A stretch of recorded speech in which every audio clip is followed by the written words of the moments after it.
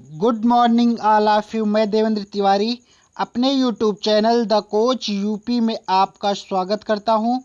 जैसा कि हम लोग औसत की सीरीज को पढ़ रहे थे तो औसत का 90% क्वेश्चन लगभग हमने कवर कर दिया अपने 6 वीडियो में।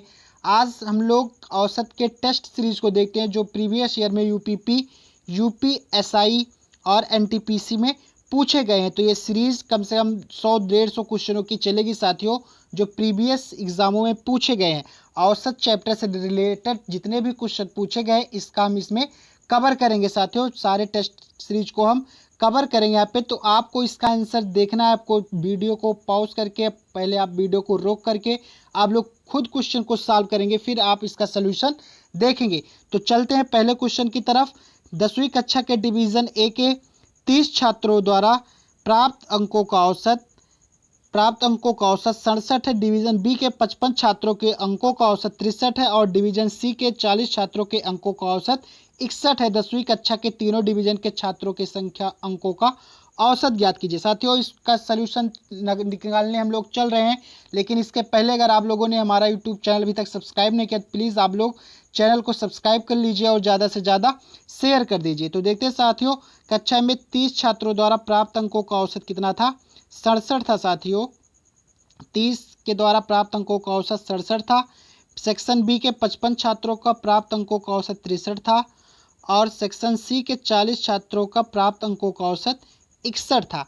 कह रहा है तीनों का डिवीजन के छात्रों के अंकों का औसत कितना है। ठीक साथियों, देखते हैं। हम जैसा एवरेज निकालने का मेथड जो बताए थे, सबसे कम वाली वैल्यू को हम औसत मान लेते हैं, 61 को हमने एवरेज मान लिया कि टोटल पूरा तीनों सेक्शन का मिला के औसत कितना है साथियों? 61 है। अब इसी 61 को सारे ग्रुप से मर्ज कराते हैं, मिलाते हैं, कंपेयर करते हैं।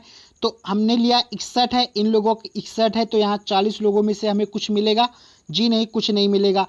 इन 55 लोगों का 63 है, हमने माना कितना? 61 है। इनके पास वैल्यू कितनी ज़्यादा है? 2। कितने लोगों के पास? 55 लोगों के पास वैल्यू 2 ज़्यादा है। टोटल इनके पास वैल्यू ज़्यादा कितनी है साथियों? 110। हमने लिया 61, इन 30 का कितना है? 67 है। कितना इनके पास ज़्यादा है साथियों? 6 ज़्यादा है। कितने लोगों के पास? 30 लोगों के पास। तो इनके पास टोटल वैल्यू ज़्यादा कितनी है? 36 18, 180 वैल्यू इनके पास साथियों टोटल ज़्यादा है। तो दोनों लोगों को मिलाकर टोटल वैल्यू कितनी ज़्यादा हुई साथियों? 290। टोटल वैल्यू ज़्यादा कितनी हुई साथियों? 290 वैल्यू टोटल ज़्यादा है। बढ़े हुए वैल्यू को पूरे ग्रुप में, सारे पूरे समूह में जितने भी लोग हैं सब में बराबर डिस्ट्रीब्यूट कर देते साथियों। 30 ये हैं प्लस 55 प्लस 40, टोटल ओवरऑल हुए कितने साथियों? 125। तीनों को ऐड करने बाद टोटल हुए कितना? 125 लोगों में इसको भी बराबर डिस्ट्रीब्यूट हम कर देते हैं साथियों। इसको बराबर डिस्ट्रीब्यूट कर देते हैं तो लगभग कितना मिलेगा साथियों? एक को 2.32 और इसका एवरेज हो जाएगा। तो वो इसको हम 61 ऑलरेडी माने थे तो 2.32 और इसमें ऐड कर देते साथियों। कितना हो गया? 63.32 पूरी कक्षा का जो औसत एवरेज हो जाएगा, जो पूरी कक्षा का एवरेज हो जाएगा साथियों, कितना हो जाएगा? 63.32। तो इसका ऑप्शन नंबर 1 सही है। तो इसका आंसर क्या हो जाएगा? Option number 1 63.32। बाकी तीनों ऑप्शन क्या है? रॉन्ग है, गलत है साथियों। चलते हैं नेक्स्ट क्वेश्चन की तरफ। बहुत अच्छा सा क्वेश्चन है। 50 ओवर के एक दिवसीय मैच में टीम ए ने एक पारी में प्रति ओवर 6.1 की दर से रन बनाए। टीम बी खेल रही है और 10 ओवर बचे हैं तथा मैच को टाई होने के लिए आवश्यक रन 6.5 प्रति ओवर है। टीम बी का स्कोर अभी क्या है? इसका देखते हैं सोल्यूशन क्या है साथियों। बहुत आसान सा क्वेश्चन है। 50 ओवर एक मैच में ए ने एक पारी में प्रति ओवर 6.1 की दर से रन बनाए। तो टोटल रन ए ने कितना बनाया होगा साथियों? 6.1 रन प्रति ओवर के हिसाब से 50 ओवर में कितना रन बनाए होंगे साथियों? 305 रन। कितना बनाए होंगे साथियों? 305 रन। 6.1 के रन रेट से 50 ओवर में टोटल रन ए ने कितना बनाया होगा? 305 रन साथियों। अब चलते हैं बी की तरफ, देखते हैं बी ने क्या किया है साथियों। बी खेल रही है और 10 ओवर बचे हैं तथा मैच को टाई होने के लिए आवश्यक रन कितना चाहिए? 6.5 प्रति ओवर। ठीक साथियों, टीम बी का स्कोर अभी देखिए 10 ओवर बचे हैं और हर ओवर में कितना रन चाहिए? 6.5। हर ओवर में कितना चाहिए? 6.5 साथियों चाहिए। तो अगर इसको हम मल्टीप्लाई कराते हैं तो 65 आ जाएगा। 65 रन को इनकी अभी और दरकार है। मतलब इसके पहले इन्होंने कितना रन बनाया होगा साथियों, इसके पहले इन्होंने टोटल कितना रन बनाया होगा।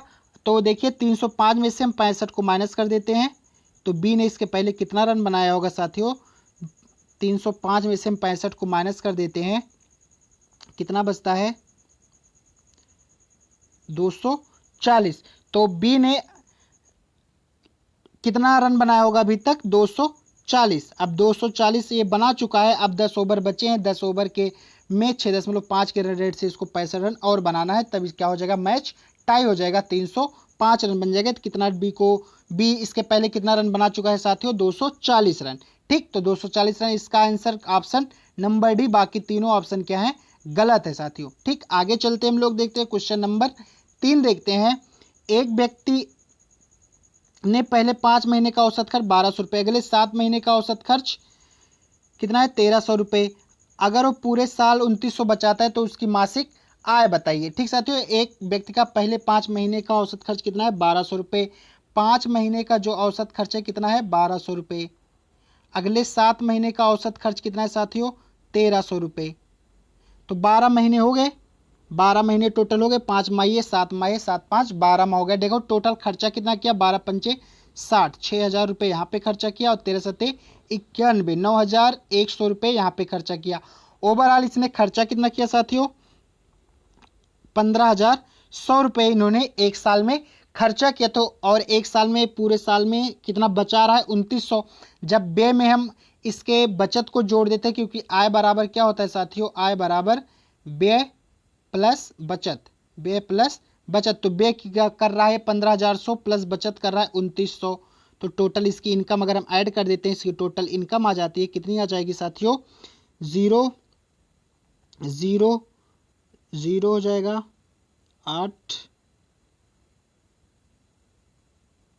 18,000, कितना हो जाएगा साथियों 18,000 रुपये इसकी एक साल की इनकम आ गई। कितनी आ गई साथियों 18,000 रुपये, एक साल की इनकम कितनी है 18,000 रुपये।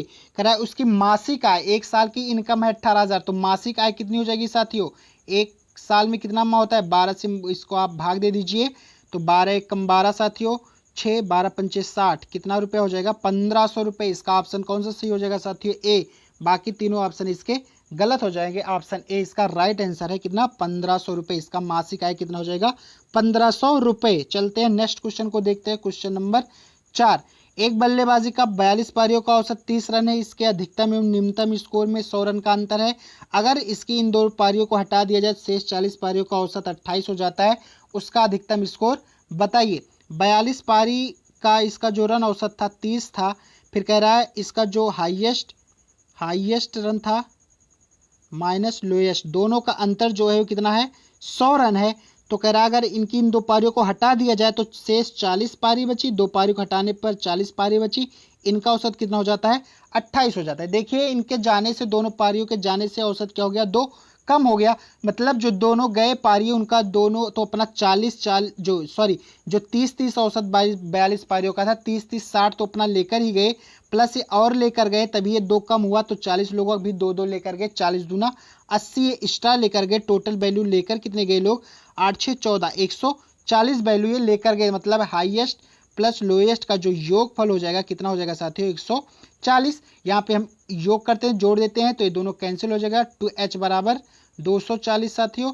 तो h बराबर क्या हो जाएगा 2 से इसको कैंसिल कर दीजिए 120। हाईएस्ट रन इसका कितना हो जाएगा साथियों 120, जो आंसर हो जाएगा ऑप्शन ए 120, बाकी तीनों ऑप्शन आपके गलत हो जाएंगे साथियों। इसका आंसर कितना हो जाएगा हाईएस्ट रन 120। चलते हैं क्वेश्चन नंबर 5 की तरफ, देखते हैं। किसी विद्यालय में लड़कों तथा लड़कियों की औसत आयु क्रमशः 12 वर्ष तथा 11 वर्ष है। यदि लड़कों की कुल संख्या 480 हो तो लड़कियों की कुल संख्या ज्ञात करो, जबकि स्कूल के सभी विद्यार्थियों की औसत आयु 11 वर्ष 9 माह। ठीक है, तो देखो इसमें अगर तो हमने बताया था अगर 2 ग्रुप दिए हो, अलग अलग उनका एवरेज दिया हो और दोनों ग्रुप का मर्ज करके एवरेज दिया हो, तो हम एलिगेशन मेथड लगाते हैं। तो लड़के हैं, लड़कों की जो औसत आयु कितनी है 12 वर्ष, बॉयज़ की और गर्ल्स की 11 वर्ष है, दोनों की मिला के देखा जाए तो कितना है 11 वर्ष 9 माह है साथियों।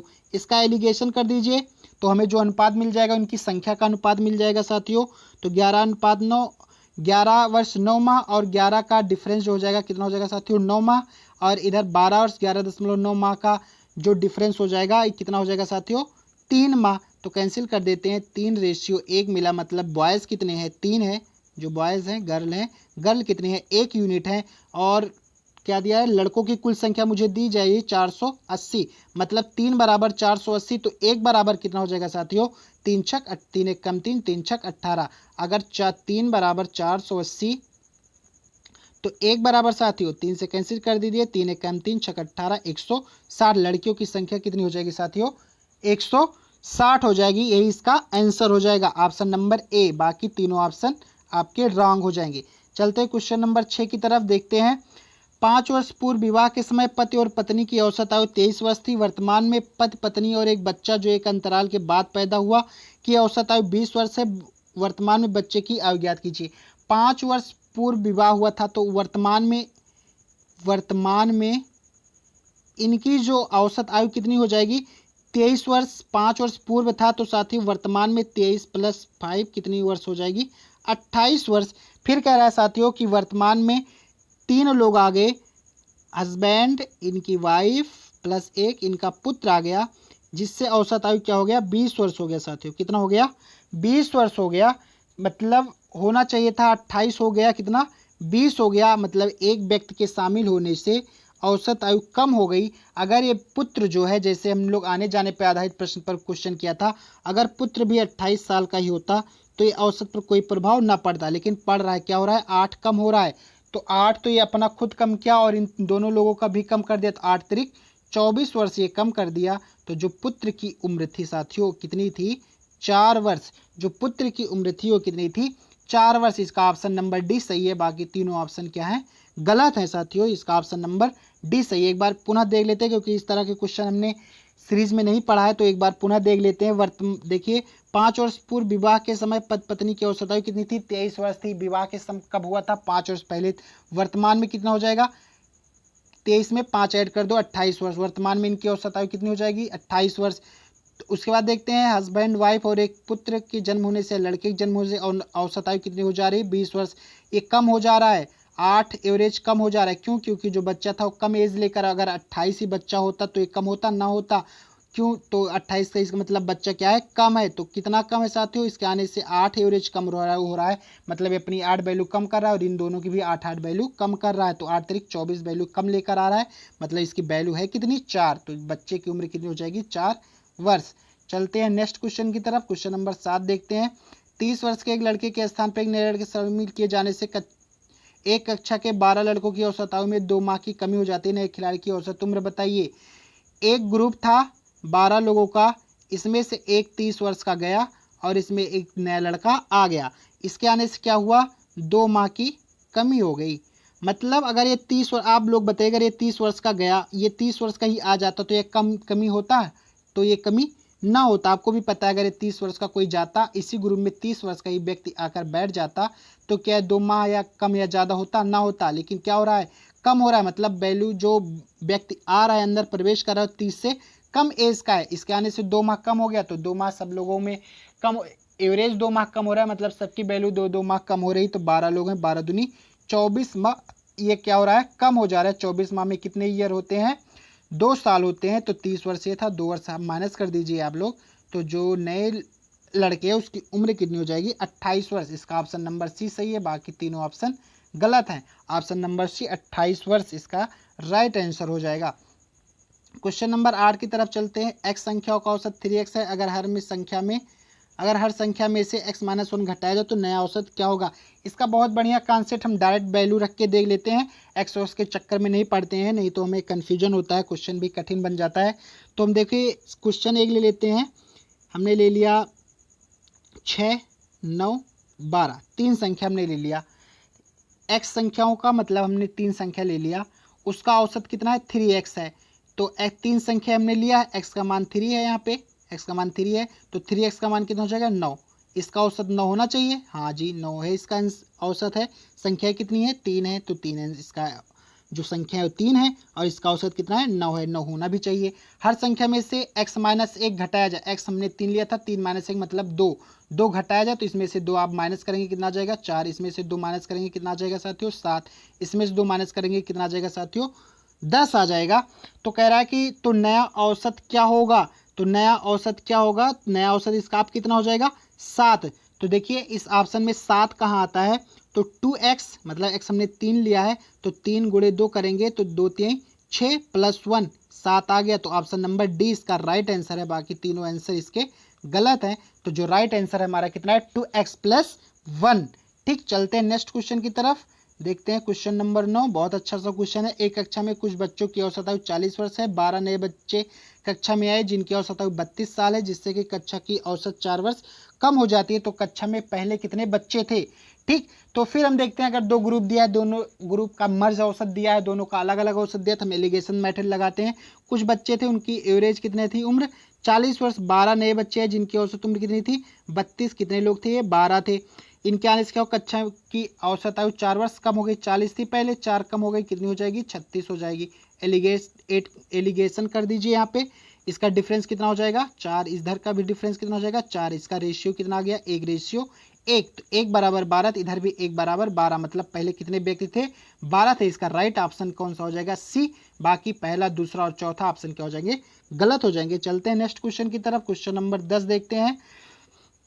कंपनी का लगातार 9 साल का औसत राजस्व 68 लाख रुपए, यदि पहले 5 साल का औसत राजस्व 63 लाख रुपए और अंतिम 5 साल का औसत 75 लाख रुपए है, तो 5वें वर्ष का राजस्व बताइए। तो 9 साल का दिया गया है, 9 साल का ओवरऑल इतना है। पहले 5 साल का लिख लेते हैं। 5 साल का कितना है 63 लाख, अगले 5 साल का कितना है 75 लाख, और पूरे 9 साल का कितना दिया जा रहा है साथियों हमको 68 लाख।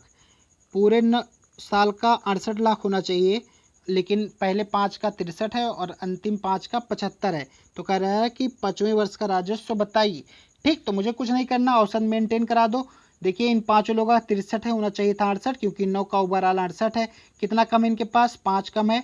कितने लोगों में, 5 लोगों में 25 लाख कमी है इनके पास, 25 लाख की कमी है इनके पास, इनको रिक्वायरमेंट है। अब यहाँ पे चलते हैं, देखते हैं 68 है, इनका 75 है, इनके पास वैल्यू ज़्यादा है। कितनी ज़्यादा है 7, कितनी ज़्यादा है 7 ज़्यादा है। कितने लोगों में, 5 लोगों में 7 बचे 35 लाख रुपए इनके पास ज़्यादा है। तो क्या करेंगे 25 इनको दे देंगे, अभी भी इनके पास 10 लाख रुपए ज़्यादा है। तो जो ज़्यादा वैल्यू है कौन लेकर बैठा था, ये 5 वाला। 5 तो अपना 68 लाख बैठा ही था, प्लस 10 68 लाख लेकर बैठा ही था, प्लस 10 लाख और लेकर बैठा है। मतलब जो 5वीं है इसकी वैल्यू कितनी हो जाएगी 78 लाख रुपए। 78 लाख रुपए, सी ऑप्शन सही है और बाकी तीनों ऑप्शन इसके रॉन्ग है। जो राइट आंसर है वो ऑप्शन नंबर सी है। कितना 78 लाख। 5वें वर्ष का राजस्व बता कितना आएगा साथियों 78 लाख रुपए।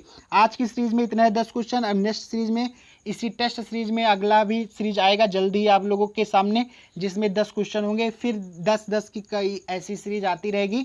आप लोग का एक अच्छा प्रैक्टिस हो जाएगा और प्रीवियस ईयर के उसमें सारे क्वेश्चन रहेंगे, जिससे आपको कॉन्फिडेंस भी मिलेगा साथियों। तो आज के लिए बस इतना ही। थैंक यू, धन्यवाद।